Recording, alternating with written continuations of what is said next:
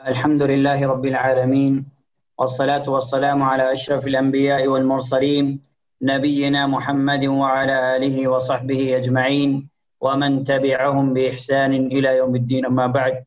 آج کی درس میں انشاءاللہ ہم سورۃ الفاتحہ کا خلاصہ پڑھیں گے کہ سورۃ الفاتحہ کے اندر کون سی اہم باتیں اللہ سبحانہ وتعالی نے بیان کی ہیں، کچھ فوائد، اور سورۃ الفاتحہ کے اندر اللہ سبحانہ وتعالیٰ کی توحید کی قسمیں، انہیں اللہ سبحانہ وتعالیٰ نے کون سی قسمیں بیان کی ہیں. اسی طریقے سے اللہ سبحانہ وتعالیٰ کے اسماء، اللہ سبحانہ وتعالیٰ کے نام اور صفات اس صورت کے اندر جو یوز ہوئے ہیں، استعمال ہوئے ہیں، وہ چیز اور کچھ اور عقیدے کے چند اہم پہلو انشاءاللہ ہم پڑھیں گے. بعض اہل علم نے سورۃ الفاتحہ کے تعلق سے یہ بات کہی ہے کہ اول السورۃ رحمۃ وَأَوْسَطُهَا ہدایت وَآخِرُهَا نعمت، کہ اس سورت کی ابتدا، سورۃ الفاتحہ کی ابتدا یعنی اس کے سٹارٹ میں اللہ کی رحمت ہے، اور اس کا جو بیچ والا حصہ ہے وہ ہدایت ہے، اور آخری حصہ ہے وہ نعمت ہے. اس کے اندر اللہ سبحانہ وتعالیٰ نے نعمت بیان کی ہے. علامہ ابن کثیر رحمہ اللہ نے سورۃ الفاتحہ کے بعد، تفسیر کے بعد کچھ باتیں جو بیان کی ہیں، آپ رحمہ اللہ فرماتے ہیں کہ یہ سورہ کریمہ جس کے اندر 7 آیات ہیں، اللہ سبحانہ وتعالیٰ کے ایسے بہترین ناموں کے ساتھ جو اس کی صفات کو لازم ہیں، اللہ سبحانہ وتعالیٰ کی حمد اور ثنا پر مشتمل ہے. اور اس سورت کے اندر، اس مبارک سورت کے اندر قیامت کے دن کا بھی ذکر ہے، اور بندوں کو یہ رہنمائی بھی کی گئی ہے کہ بندے اللہ سبحانہ وتعالی سے کثرت سے دعا کریں اور اپنی کوتاہی اور کم مائیگی کا اعتراف کرتے رہا کریں، اور اخلاص کے ساتھ اللہ کی عبادت کریں. اللہ تبارک و تعالیٰ کی توحید الوہیت، جو اہم توحید کی قسم ہے، توحید العبادہ، توحید الوہیت کو اختیار کریں. اس بات سے اس کی ذات گرامی کو پاک قرار دیں کہ اللہ سبحانہ وتعالیٰ کا کوئی شریک یا کوئی نظیر یا کوئی مماثل ہو، یعنی اللہ سبحانہ وتعالیٰ کا کوئی ساجی اور کوئی شریک نہیں. اس صورت کے اندر اللہ سبحانہ وتعالیٰ نے یہ بھی ہماری رہنمائی فرمائی ہے کہ اس کے بندے اسے صراط مستقیم پر، سیدھے راستے پر چلنے کی ہدایت اللہ سبحانہ وتعالیٰ سے مانگتے رہا کریں. اور وہ صراط مستقیم یعنی سیدھا اور سچا دین، کہ اللہ سبحانہ وتعالیٰ نے صراط مستقیم اور دین قویم، جو سیدھا دین ہے، صحیح دین ہے، اس پر انہیں ثابت قدم رکھے، تاکہ اس کی برکت سے قیامت کے دن اللہ سبحانہ وتعالی انہیں پل صراط سے گزرنے کی بھی توفیق عطا فرمائے، تاکہ وہ انبیاء علیہم السلام، صدیقین، شہداء، صالحین کے پڑوس میں جو ہے جنت، اسے قیامت کے دن ان کا پڑوس نصیب ہو. اور یہ صورت نیک اعمال کی ترغیب پر بھی مشتمل ہے، یعنی نیک اعمال کا شوق دلا گیا ہے تاکہ قیامت کے دن نیک اعمال کرنے والوں کا اچھا نصیب ہو.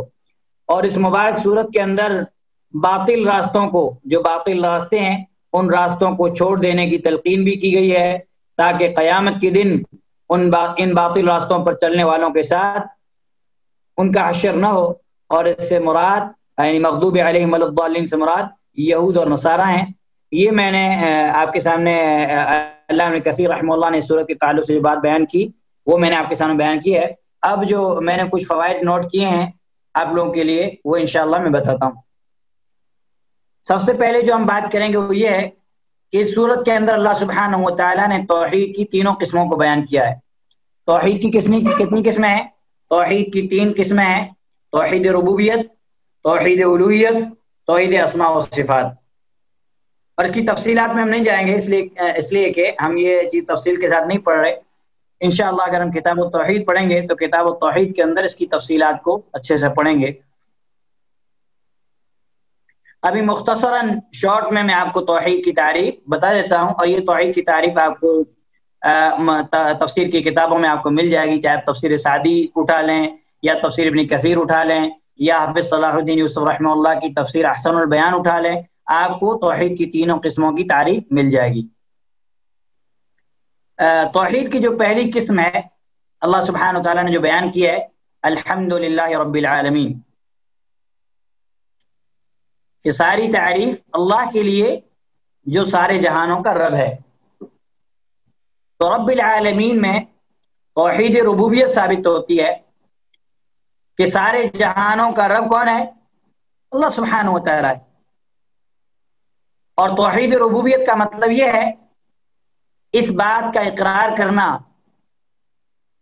زبان سے، دل سے، کہ اس دنیا کا خالق، اس دنیا کو پیدا کرنے والا، دنیا کا مالک اور بادشاہ، دنیا کا رازق، یعنی دنیا کے اندر روزی دینے والا، چاہے وہ انسان ہو، چاہے وہ جنات ہوں، چاہے وہ حیوان ہوں، چاہے وہ نباتات ہوں، چاہے وہ جمادات ہوں، جتنے بھی عالم ہیں، سارے عالم کا خالق، مالک، رازق اور مدبر، یعنی اس کی تدبیر کرنے والا، دنیا کے نظام کو چلانے والا، یہ صرف اللہ سبحانہ و تعالیٰ ہے۔ یہ توحید ربوبیت ہے۔ میں ایک مرتبہ پھر دوہرا دیتا ہوں، اس بات کا اقرار کرنا کہ اس دنیا کا خالق پیدا کرنے والا، مالک یعنی بادشاہ، یعنی یہ دنیا کس کی ملکیت ہے، رازق یعنی روزی دینے والا، اور مدبر یعنی کائنات کے پورے نظام کو تدبیر دینے والا، چلانے والا، رات کے بعد دن کا آنا، دن کے بعد رات کا آنا، سورج کا اپنے وقت پر ڈوب جانا، اپنے وقت پر طلوع ہونا، چاند کا اپنے وقت پر آنا، اپنے وقت پر غائب ہو جانا، یہ سب جو کائنات کے نظام ہے، موسموں کا تبدیل ہونا، بارش کا موسم، خزاں کا موسم، گرمی کا موسم، ٹھیک ہے، جتنے یہ سب جو کائنات کے نظام کو چلانے والا یہ کون ہے؟ اللہ سبحانہ و تعالیٰ۔ یہ اس کو توحید ربوبیت کہتے ہیں، اور توحید کی اس قسم کو اکثر لوگوں نے مانا ہے، یعنی اس توحید کی قسم کا اکثر لوگوں نے اقرار کیا کہ اس دنیا کا خالق، مالک، رازق، مدبر، نظام چلانے والا اللہ تعالیٰ ہے۔ اس توحید کا انکار کیا ہے ملاحدہ، ملحدین، جو جن کا کوئی جو مطلب کسی چیز کو مانتے ہی نہیں، بددین ہوتے ہیں، جن کو شاید ایتھیسٹ وغیرہ ایسے کچھ کہا جاتا ہے انگلش میں، اور اسی طریقے سے زنادقہ، بددین، جن کا کوئی دین نہ ہو، کسی چیز پر ایمان ہی نہیں لاتے۔ ملاحدہ اور زنادقہ کے علاوہ جتنے لوگ ہیں سب نے توحید ربوبیت کا اقرار کیا، یہاں تک کہ مکہ کے مشرکین نے بھی توحید ربوبیت کا اقرار کیا، اور قرآن کے اندر اس کی تفصیل موجود ہے۔ اور توحید کی دوسری قسم ہے توحید الوہیت یعنی عبادت۔ توحید الوہیت کی تعریف، یعنی توحید الوہیت کس کو کہتے ہیں؟ توحید الوہیت کہتے ہیں عبادت کی تمام قسموں کا مستحق، یعنی عبادت کی جتنی بھی قسمیں ہوں، چاہے وہ نماز ہو، چاہے وہ روزہ ہو، چاہے وہ دعا ہو، چاہے وہ فریاد ہو، چاہے وہ نظر ہو، چاہے وہ قربانی کرنا ہو، چاہے وہ اولاد مانگنا ہو، چاہے وہ مصیبت کے اندر پکارنا ہو، جتنی بھی عبادت کی قسمیں ہیں، ان عبادت کی تمام قسموں کا مستحق صرف اللہ ہے۔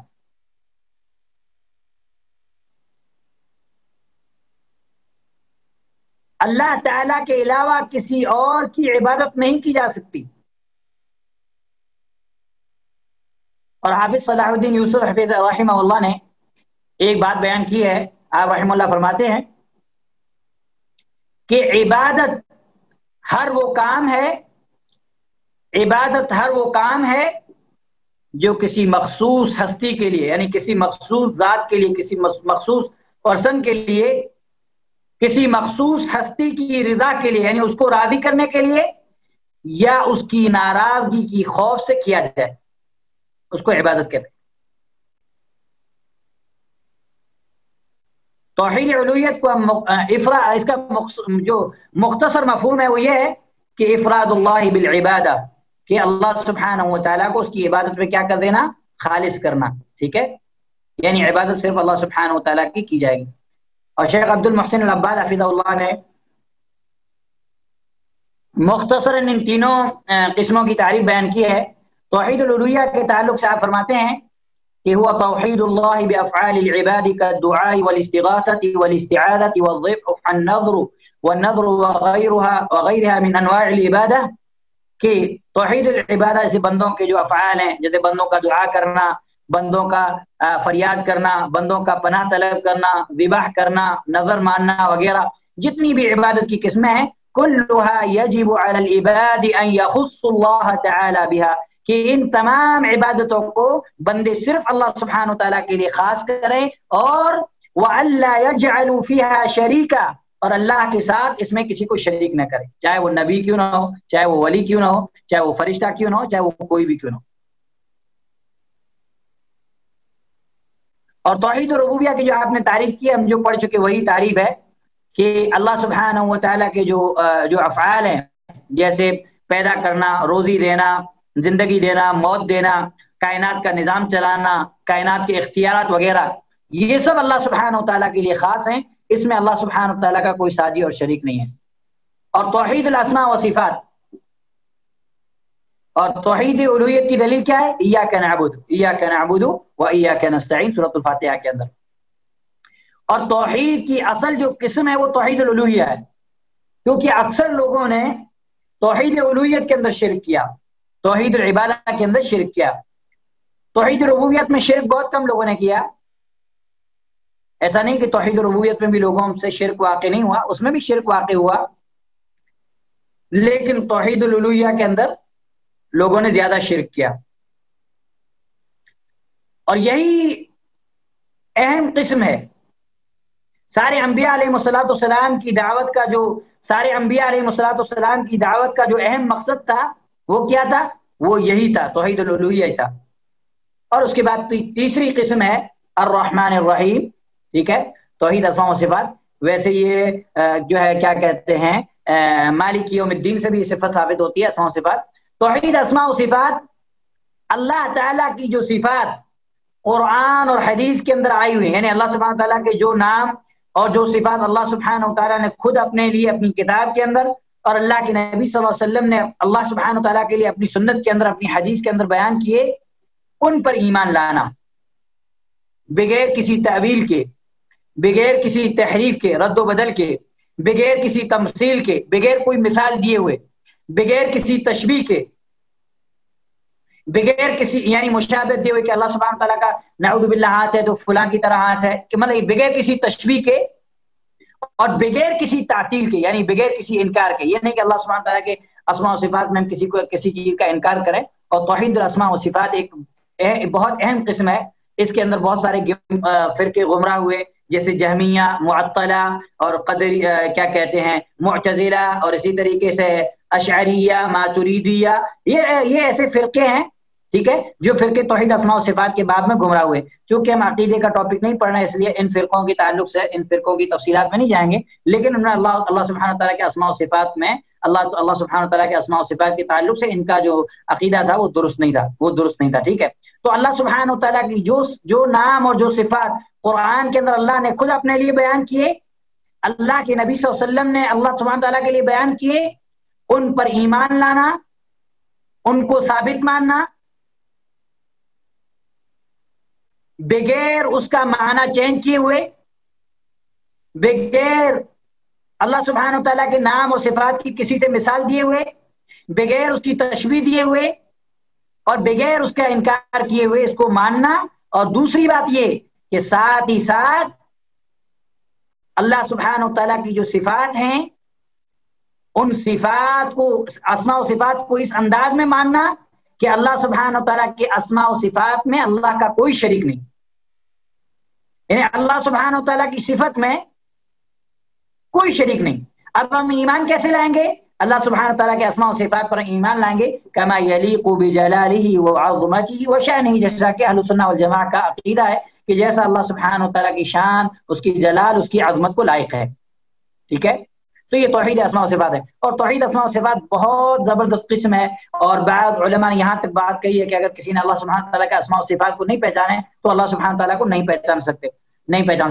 انشاءاللہ ہماری کوشش ہے کہ مستقبل میں انشاءاللہ آنے والے وقت میں جب اللہ تعالیٰ توفیق دے تو انشاءاللہ توحید اسماء و صفات کو ہم پڑھیں گے، توحید اسماء و صفات کے قواعد، اس کے رولز، اس کے ریگولیشن جو بھی ہیں، پھر توحید اسماء و صفات میں جن فرقوں جو فرقے گمراہی کا شکار ہوئے ان کی شبہات، پھر ان پر رد، یہ ساری چیزیں انشاءاللہ اگر اللہ نے توفیق دی تو انشاءاللہ ہم پڑھیں گے، ٹھیک ہے۔ تو یہ توحید کی 3 قسمیں بیان ہوئی، ٹھیک ہے. اب ہم دیکھتے ہیں کہ ان کے دلائل کیا ہیں. ان کے دلائل میں آپ کو بتاتا ہوں. اس صورت میں توحید کی 3 قسموں کو بیان کیا گیا. رب العالمین میں توحید ربوبیت ہے، ایاک نعبد و ایاک نستعین میں توحید الوہیت ہے، اور الرحمن الرحیم میں توحید اسماء و صفات کا ذکر ہے. ٹھیک ہے، یہ 3 قسمیں. اس کے بعد اس صورت کے اندر اللہ سبحانہ وتعالیٰ کے جو نام آئے وہ نام یہ ہیں: اللہ، جو اللہ کا ذاتی نام ہے، معبود، ٹھیک ہے. دوسرا رب، رب العالمین، رب یہ اللہ سبحانہ. اور رب تفسیر احسن البیان وغیرہ دیکھ سکتے ہیں کہ اس کے اندر حافظ صلاح الدین یوسف رحمہ اللہ نے بہت اچھے سے رب کے معنی کو بیان کیا ہے کہ ہر چیز کو پیدا کر کے اس کی ضروریات کا انتظام کرنے والا اور اس کو اینڈ تک، تکمیل تک پہنچانے والا، اور مختلف قسم کی مخلوقات ہے، ساری مخلوقات کی ضروریات کو پورا کرنا، ان کی روزی کا بندوبست کرنا، ان کی جتنی بھی ضروریات ہیں ان کو سنبھالنا، یہ سب ان کی نگہداشت کرنا، یہ سب یہ رب کے اندر آتا ہے. یہ سب رب کے اندر آتا ہے، ٹھیک ہے. تو رب یہ اللہ سبحانہ وتعالیٰ کا ایک عظیم نام ہے، جیسے اللہ نام ہے، ٹھیک ہے. تو ایک اللہ سبحانہ وتعالیٰ کے نام جو ہے اللہ، رب، اور اس کے بعد تیسرا نام ہے مالک، ٹھیک ہے. اور چوتھا نام ہے الرحمن، اور 5واں نام ہے الرحیم. تو مالک یوم الدین، یہ بھی، اس میں بھی اللہ سبحانہ وتعالیٰ کے اسماء و صفات پر دلالت ہے. لیکن یہاں پہ ایک اور عظیم جو چیز ہے وہ یہ ہے کہ جس کے بغیر انسان کی توحید کمپلیٹ نہیں ہو سکتی، انسان کا ایمان درست نہیں ہو سکتا، وہ کیا ہے؟ وہ یہ ہے کہ آخرت کے دن پر ایمان لایا جائے. اور آخرت کے دن پر ایمان لانا یہ بہت اہم ہے، کیونکہ جب آخرت کے دن پر ہم ایمان رکھیں گے تو ہم اچھائیاں کریں گے، نیک اعمال کریں گے، برائیوں سے اپنے آپ کو دور کریں گے. کیونکہ ہمیں پتا ہے کہ اچھی چیز کا بدلہ اچھا ملنا ہے، بری چیز کا بدلہ برا ملنا ہے. تو آخرت پر ایمان لانا یہ بہت اہم مسئلہ اور بہت ضروری مسئلہ ہے، جس کی وجہ سے بندے کی توحید کمپلیٹ ہوتی ہے. اور اس صورت کے اندر جو عقیدے کا ایک اور پہلو ہے وہ یہ ہے کہ انعام، یعنی کہ بندوں پر انعام کرنا، نعمت کرنا، اکرام اور عزت دینا، اس کی نسبت اللہ سبحانہ تعالیٰ کی طرف کی گئی ہے. کیونکہ انعام اور اکرام کرنے والی ذات کون سی ہے؟ اللہ سبحانہ تعالیٰ کی ذات ہے. تو انعام و اکرام کی نسبت صراط الذین انعمت علیہم کے اندر اللہ سبحانہ تعالیٰ کی طرف کی گئی ہے. اور غیر المغضوب علیہم ولا الضالین، غیر المغضوب علیہم فاعل یعنی کرنے والا، اس کی نسبت کو اگرچہ حذف کر دیا گیا ہے، لیکن غضب اور غصہ بھی کس کی طرف سے؟ اللہ کی طرف سے. اسی طریقے سے اس صورت کے اندر ایک عقیدے کا اور اہم پہلو ہے جو شاید آپ کو سمجھ میں نہ آئے.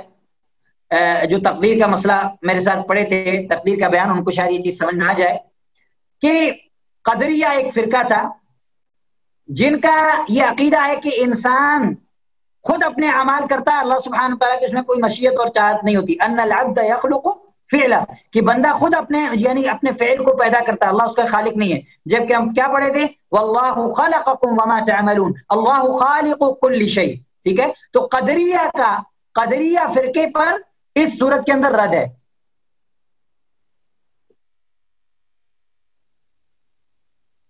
اور اسی طریقے جبریہ پر بھی رد ہے، جو کہتے ہیں کہ بندہ مجبور ہے، بندہ کچھ نہیں کر سکتا، جو اللہ تعالیٰ چاہتا ہے وہی ہوتا ہے. تو ان دونوں فرقوں پر رد ہے، کیونکہ اللہ سبحانہ و تعالیٰ نے ہدایت کو، صراط مستقیم کو واضح کیا، اور اس کے باوجود بھی بندوں نے گمراہی کے راستے کو چنا. تو یہ کہ یعنی ایسا نہیں ہے کہ صرف جو ہے، یہ نہیں ہے کہ صرف بندے کا ہی اختیار ہے، اللہ کا اختیار نہیں، اور صرف اللہ کا کوئی اختیار نہیں، اور یہ بھی نہیں ہے کہ اللہ سبحانہ تعالیٰ نے مجبور کیا، بندے کا کوئی اختیار نہیں ہے. اہل سنہ والجماع کا جو عقیدہ ہے کہ اللہ کی جو مشیت ہے وہ اصل ہے، اللہ کی چاہت جو ہے وہ اصل ہے، بندے کی مشیت اللہ کی مشیت کے تابع ہے، ٹھیک ہے. لیکن اس کا یہ مطلب نہیں کہ بندہ بالکل مجبور ہے، اور اس کا یہ بھی مطلب نہیں کہ بندہ خود کچھ کام کرتا، اللہ کی کوئی مشیت اور چاہت نہیں. تو اس اعتبار سے ان دونوں فرقوں پر، قدریہ اور جبریہ پر کیا ہے؟ رد ہے. بلکہ علماء کہتے ہیں کہ اہدنا الصراط المستقیم سے تمام گمراہ اور باطل فرقے، جتنے بھی گمراہ اور باطل فرقے ہیں، تمام باطل اور گمراہ فرقوں پر رد ہے.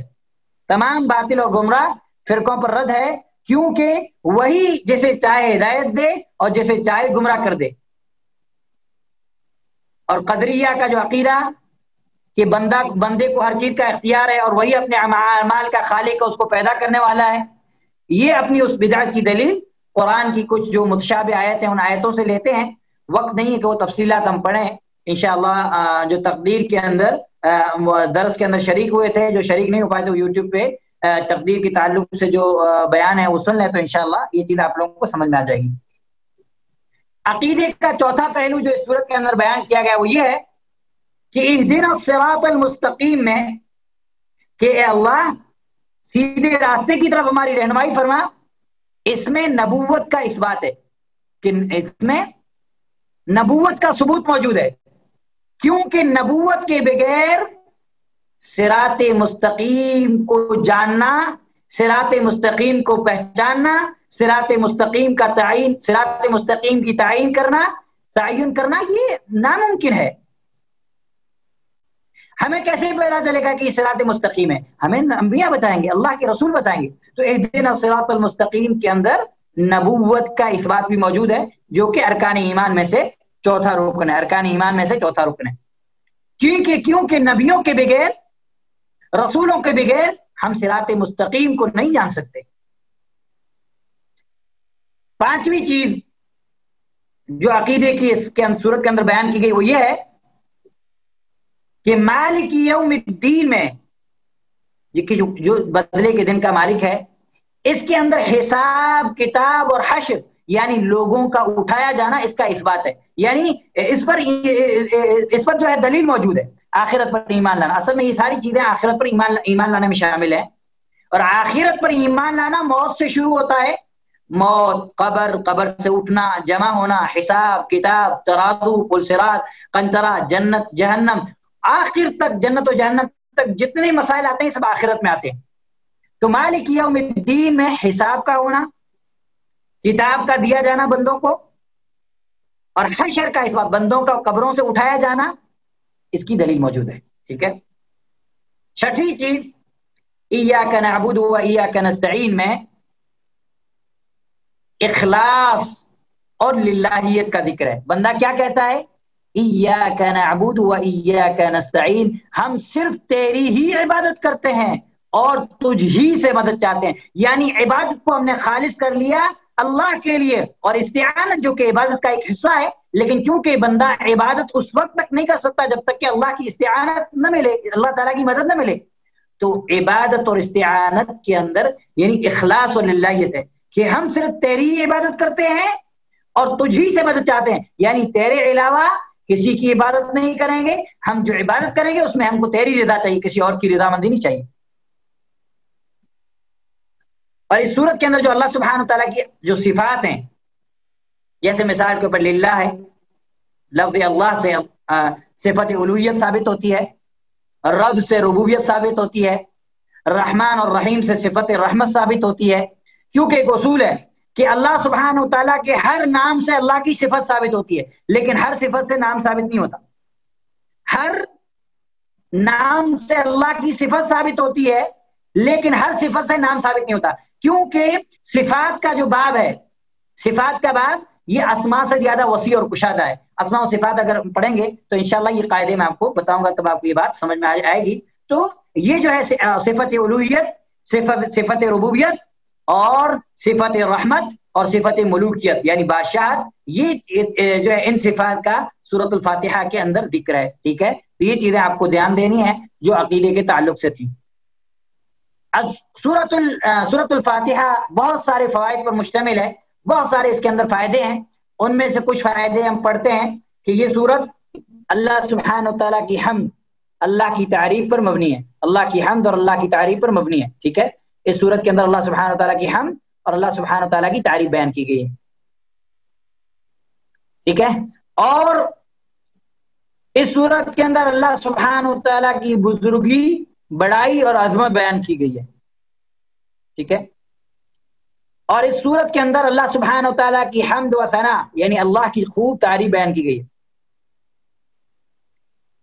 اور اس سورت کے اندر آخرت کا ذکر ہے مالک یوم الدین میں، ٹھیک ہے، آخرت کا ذکر ہے۔ اور اس سورت سے ایک عظیم جو فائدہ ہمیں پتا چلا وہ یہ ہے کہ بندوں کو صرف اللہ کے سامنے اپنے ہاتھ پھیلانے چاہیے اور اللہ ہی سے مدد طلب کرنی چاہیے، کیونکہ مصیبتوں کو دور کرنے والا، خیر اور بلائی عطا کرنے والا یہ ذات کس کی ہے؟ یہ ذات اللہ سبحانہ و تعالیٰ کی ذات ہے، اللہ سبحانہ و تعالیٰ کی ذات ہے، ٹھیک ہے۔ تو یہ چیز ہمیں جو ہے پتا چلی۔ نمبر 6، سورۃ الفاتحہ کے اندر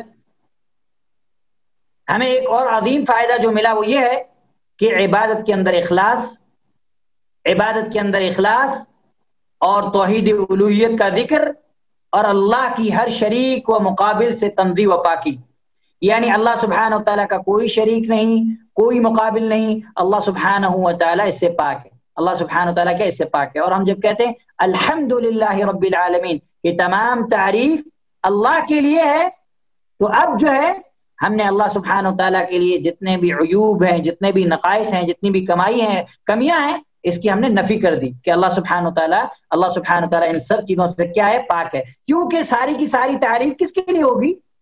جو تمام عیوب سے، تمام نقائص سے، تمام کمیوں سے پاک ہو، تو اللہ سبحانہ و تعالیٰ نے اس چیز کو بیان کیا۔ اور نمبر 7، اس حدیث کے اندر ایک اہم فائدہ ہے، وہ یہ ہے کہ اللہ سبحانہ و تعالیٰ سے صراط مستقیم کی دعا، یعنی اللہ سبحانہ و تعالیٰ سے ہم کثرت سے یہ دعا کریں کہ اللہ سبحانہ و تعالیٰ ہمیں سیدھا اور سچا راستہ دکھائے۔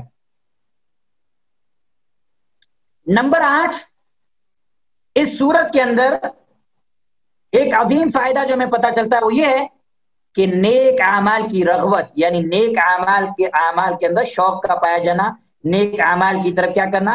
رغبت کرنا، اور باطل اور فاسد مذہب اور مسلک سے دور رہنے کی ہدایت، تاکہ قیامت کے دن یہود و نصارہ کے ساتھ ان کا حشر نہ ہو۔